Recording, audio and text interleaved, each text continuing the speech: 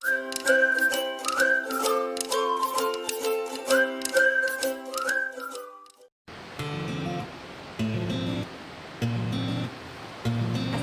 warahmatullahi wabarakatuh. Selamat siang anak-anak yang saya cintai. Ketemu lagi dengan pelajaran Bahasa Indonesia dengan saya Ibu Fitria Kurniati di SMA Muhammadiyah 1 Pati. Kali ini pelajaran Bahasa Indonesia pada siang hari ini kita mempelajari melestarikan nilai kearifan lokal melalui cerita rakyat. Ya, cerita rakyat, legenda. Cerita rakyat merupakan karya sastra lama, karya sastra yang meliputi contohnya cerita rakyat, hikayat, legenda. Pengertian cerita rakyat dan hikayat. Cerita rakyat adalah cerita atau kisah yang asal muasalnya bersumber dari masyarakat serta tumbuh berkembang dalam masyarakat di masa yang lampau. Biasanya cerita rakyat bercerita mengenai suatu peristiwa atau suatu tempat terjadinya tempat tersebut sehingga menjadi legenda asal muasal tempat tersebut. Selanjutnya hikayat. Apa itu hikayat? Ada yang ingat dulu pelajaran waktu SMP? Ya. Hikayat adalah salah satu bentuk sastra prosa, terutama pada bahasa Melayu yang berisikan mengenai suatu kisah atau cerita dan juga dongeng. Kemudian selanjutnya pada siang hari ini kita akan mempelajari ciri-ciri hikayat. Boleh dicatat, boleh menyiapkan buku dan pulpennya, stay tune masih di sini. Ciri-ciri hikayat. Yang pertama, anonim. Apa itu anonim? Oke, anonim artinya pengarang dari hikayat tidak diketahui, tidak ada namanya. Tidak seperti karya sastra baru. Novel ini karya A, cerpen ini karya B. Begitu ya anak-anak. Kemudian yang selanjutnya istana sentris, menceritakan tokoh yang berkaitan dengan kehidupan istana, raja, dewa, dewi, peri, jadi negeri kayangan begitu. Itu ciri dari hikayat. Kemudian yang ketiga, bersifat statis. Statis itu sifatnya datar-datar saja, tidak banyak terjadi perubahan atau tidak banyak intrik dan peristiwa di dalam cerita hikayat. Selanjutnya menggunakan bahasa klise, bahasa yang diulang-ulang. Contohnya syahdan, artian. Jadi ada yang tidak mengetahui artinya, Bu. Iya, memang bahasa dari hikayat itu menggunakan bahasa Melayu. Kita sulit untuk mencerna. Jadi kalau membaca sebuah hikayat perlu berulang kali membacanya agar memahami cerita yang terkandung dalam hikayat tersebut. Oke, selanjutnya magis. Magis itu pengarang akan membawa pembaca ke dunia khayal, imajinasi yang serba indah. Jadi cerita-cerita di hikayat itu menampilkan cerita yang indah-indah, yang bahagia-bahagia, yang membuat tokohnya atau kita yang membaca pun ikut terbawa dalam cerita itu sehingga ikut bahagia. Selanjutnya, tokoh di dalam cerita hikayat berakhir ceritanya dengan kebahagiaan para tokohnya, happy ending. Selanjutnya, tokoh penokohan. Apa yang dimaksud dengan tokoh penokohan? Oke, kita tokoh dulu. Tokoh apa? Tokoh adalah orang yang berperan dalam cerita. Yang memerankan cerita itu disebut dengan apa tadi? Tokoh. Selanjutnya penokohan. Penokohan itu karakter. Karakter disebut juga apa? Iya, pinter. Watak. Watak atau perwatakan. Ya, kemudian latar atau setting. Apa yang dimaksud dengan latar atau setting? Ya, latar atau setting adalah tempat terjadinya peristiwa dalam cerita. Selanjutnya, unsur hikayat alur. Alur disebut juga dengan plot. Apa yang dimaksud dengan alur atau plot? Ya, alur atau plot adalah jalannya cerita. Jadi alur atau plot adalah jalannya cerita. Dibagi menjadi 3.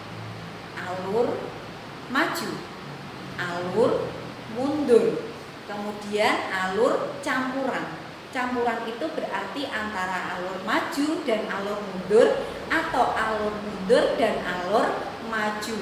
Kemudian selanjutnya apa? Amanat. Amanat. Apa yang dimaksud dengan amanat?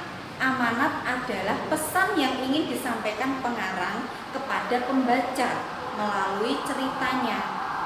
Pesan nanti akan dijelaskan untuk selanjutnya. Kemudian sudut pandang. Sudut pandang, apa yang dimaksud dengan sudut pandang, Bu? Sudut pandang itu ketika pengarang meramu ceritanya agar terlihat lebih indah dalam penyampaiannya. Unsur hikayat selanjutnya adalah gaya bahasa. Apa yang dimaksud dengan gaya bahasa? Gaya bahasa adalah bahasa yang digunakan pengarang dalam menyampaikan ceritanya.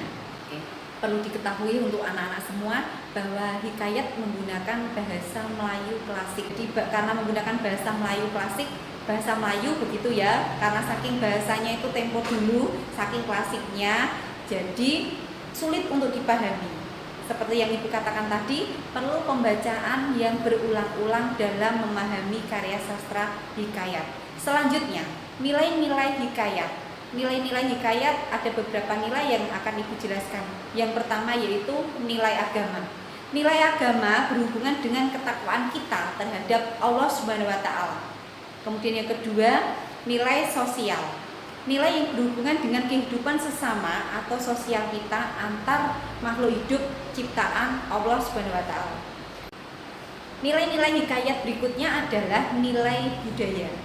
Apa yang dimaksud dengan nilai budaya? Nilai budaya adalah nilai yang memuat budaya tradisi zaman dulu pada kerajaan atau sejenisnya. Kemudian nilai moral. Nilai moral adalah pesan moralis tertentu yang hendak diberitahukan kepada pembaca oleh pengarang. Kemudian nilai pendidikan. Nilai pendidikan yang menanamkan nasihat untuk mencari ilmu seluas-luasnya agar bermanfaat di dunia dan di akhirat. Nah, anak-anak, mari kita analisis contoh dari hikayat dengan judul Raja Indradewa. Syahdan, esok harinya Raja Indradewa hendak berangkat masuk ke dalam hutan. Maka sampai kepada pagi hari esok, sekaliannya bulu bala dan rakyat semuanya sudah hadir menanti dengan senjata. Maka Raja Indradewa itu pun berjalanlah masuk hutan, keluar hutan, masuk rimba, keluar rimba, masuk padang, keluar padang. Maka dengan takdir Allah Ta'ala, lalulah seekor kijang emas, terlalulah elok rupanya, tiada dapat dihingga akan kijang itu. Maka Raja Indradewa pun lalu mengejarlah kijang itu, masuk hutan, keluar hutan, masuk rimba, keluar rimba, masuk padang, keluar padang. Tiba-tiba berjumpalah satu kolam di tengah hutan yang besar itu. Maka kijang itu pun masuk ke dalam kolam itu. Tiada dapat Indradewa itu akan kijang masuk kolam itu. Akan tetapi Raja Indradewa itu pun tiadalah masuk Indra lagi di tepi kolam itu. Beberapa hulu balang rakyat mencarikan kijang itu tiada dapat. Maka Raja Indradewa itu pun tiadalah hendak kembali lagi ke istana. Anak-anak, dari yang hikayat Ibu bacakan itu, kita akan menganalisis bersama-sama unsur-unsur apa yang ada di dalam hikayat yang Ibu bacakan tadi. Kira-kira menurut anak-anak, unsur apa yang paling menonjol dari hikayat yang berjudul Raja Indradewa? Ya, nah, apa tadi? Tokoh Raja Indradewa itu sendiri. Kemudian karakter dari tokoh Raja Indradewa itu apa? Baik.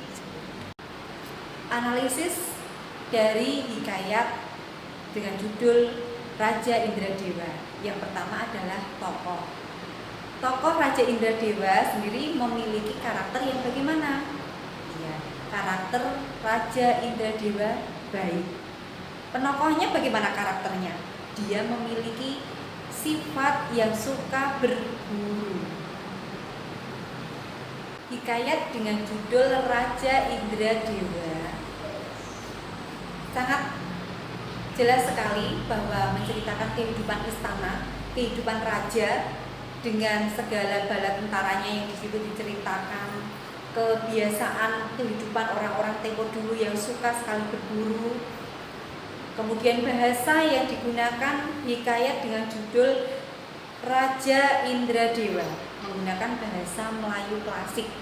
Hal ini terlihat sekali bahwa bahasa yang digunakan sulit untuk dipahami. Ada bahasa syahdan. Selanjutnya anak-anak, ciri-ciri dari hikayat yang dibacakan tadi yang paling menonjol. Ya, ciri-ciri selanjutnya yaitu magis. Magis disebut juga dengan khayal atau apa? Mustahil. Pada cerita hikayat Raja Indradewa itu yang paling menonjol dari ceritanya yang magis, menurut kalian yang bagaimana? Ya, seekor hewan yang dapat menghilang di tengah kolam.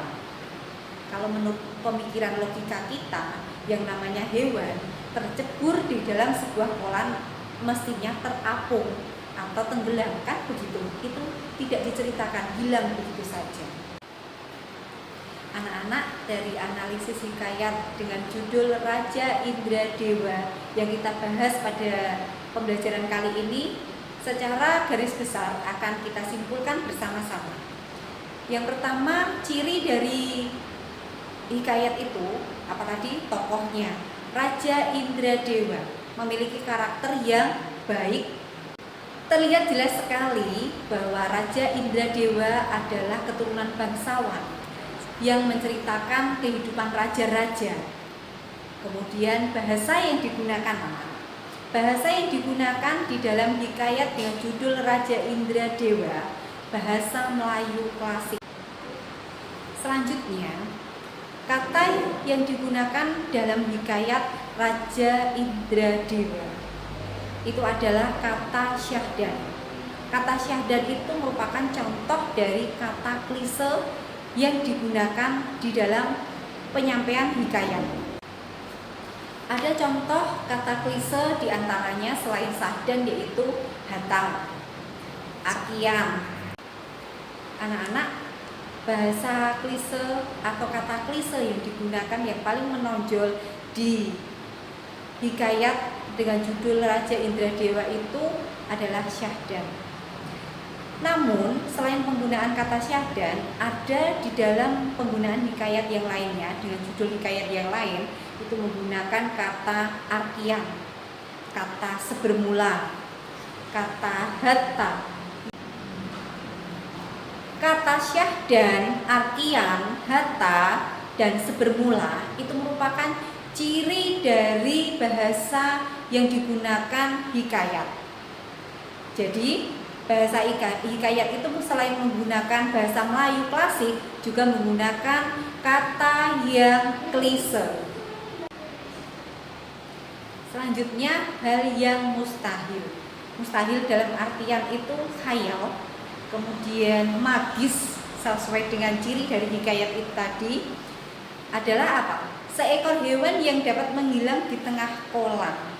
Itu merupakan cerita yang di luar nalar atau logika kita. Yang semestinya seekor hewan apabila masuk atau tercebur dalam kolam tentunya terapung atau tenggelam. Demikian anak-anak pelajaran pada hari ini. Untuk referensi yang dapat digunakan bisa browsing, bisa membuka kembali buku paket yang telah disediakan di sekolah. Kemudian tetap jaga kesehatan, tetap semangat, selalu bahagia dalam menghadapi pelajaran jarak jauh, online dan daring pada masa pandemi COVID-19 ini. Salam bahagia, sehat selalu, tetap jaga jarak, jaga dari kerumunan, pakai masker tentunya, dan cuci tangan selalu atau menggunakan hand sanitizer. Terima kasih. Assalamualaikum warahmatullahi wabarakatuh.